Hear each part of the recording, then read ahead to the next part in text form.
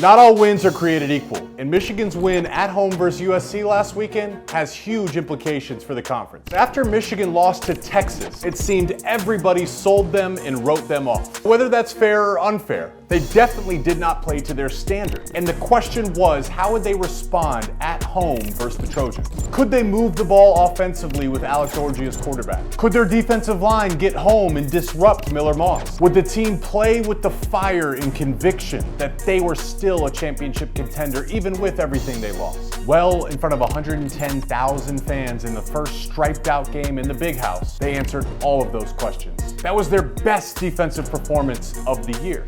They pressured Miller Moss on 24 dropbacks. And yet, it was their fewest amount of 5-man pressures and second fewest amount of 6-man pressures sent all year. So the defensive line dominated up front. And we can now say for certain Michigan has its next star running back in Khalil Mullings. But as good of a win as that was, it's on to the next week, the battle for the Little Brown Jug. What can we expect to see in this matchup? Well, Minnesota has a great running back themselves in Darius Taylor. Minnesota has a veteran offensive line. Max Brosmer has looked effective to start the year. The Little Brown Jug between Minnesota and Michigan will be a battle of very similar identities this weekend. And now that we're in the thick of conference play, every week and every win is that much more important.